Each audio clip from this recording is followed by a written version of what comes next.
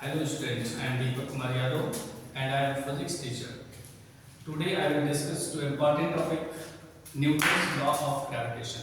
According to this law, Newton tells us that अगर दो object कुछ डिस्टेंस पर रखे जाते हैं या होते हैं तो उन दोनों ऑब्जेक्ट के बीच एक अट्रैक्शन फोर्स लगता है। सपोज करें ये हमारे पास दो बॉडी है, एक का मास m1 और दूसरे का मास m2 है और दोनों के बिटवीन जो डिस्टेंस है वो r है। तो न्यूटन के अकॉर्डिंग इन दोनों ऑब्जेक्ट पर एक अट्रैक्शन फोर्स दोनों एक दूसरे की वजह से लगाते हैं और वो होता कितना है, तो ये जो फोर्स इन दोनों के बीच अट्रैक्शन का लगता है दोनों ऑब्जेक्ट के मास के मल्टीपल के डायरेक्टली प्रोपोर्शनल होता है। It means F directly proportional to m1 m2 और दोनों के बीच की जो डिस्टेंस है r उसके स्क्वायर के इनवर्सली प्रोपोर्शनल होती है। सो F इज inversely proportional to r square. अगर हम इन दोनों लॉस को कंबाइन करें तो एक लॉस बनता है F is directly proportional m1 m2 on में r स्क्वायर और अगर इस प्रोपोर्शनलिटी कांस्टेंट को रिमूव कर इक्वालिटी की साइन लाएं तो एक कांस्टेंट आता है capital Z m1 m2 by में r square. This law is called Newton's law of gravitation. This is the required formula. The required formula. So इस फॉर्मूले की वजह से अगर हमारे पास दो ऑब्जेक्ट हैं और उनके मासेस हमको मालूम है, उनके मास की वैल्यू मालूम है और उनके बिटवीन डिस्टेंस मालूम है, तो दोनों एक दूसरे पर कितना फोर्स ऑफ अट्रैक्शन एक्सर्ट करते हैं ये हम आसानी से फाइंड आउट कर सकते हैं।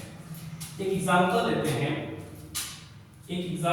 हैं, लेट करते हैं हमारे पास दो ऑब्जेक्ट है, एक का मास m1 5 kg और दूसरे का मास हमारे पास है m2, इसका मास अप्रोक्सीमेटली 2 kg है और दोनों के बीच की जो डिस्टेंस है वो 2 मीटर है। तो इन दोनों के बीच जो अट्रैक्शन फोर्स लगेगा, मास m1 इस पर फोर्स लगाएगा अट्रैक्शन और ये इसको अपनी तरफ अट्रैक्ट करेगा। ये दोनों फोर्स जो लगते हैं, ये दोनों फोर्स एक दूसरे पर जो लग रहे हैं, ये इस फोर्स की जो डायरेक्शन होती है दोनों ऑब्जेक्ट के सेंटर को ज्वाइन करने वाली लाइन के अलाउंग होते हैं। ठीक, ये इसकी फोर्स की डायरेक्शन होती है, इस लाइन के अलाउंग होते हैं।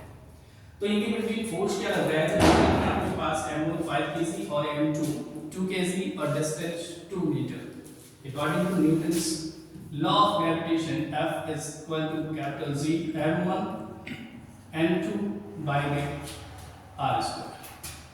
So F is equal to C की वैल्यू 6.67 into 10 की पावर minus 11 और into m1 की वैल्यू 5, m2 की वैल्यू 2 kg by 2 स्क्वायर। तो 2 से 2 कैंसिल आउट हो गया और इस 2 से इसको डिवाइड कर दीजिएगा 2.5, तो आपके पास आंसर मिला 6.67 into 2.5 into 10 की पावर -11 न्यूटन। ये दोनों ऑब्जेक्ट के बिटवीन फोर्स लगा।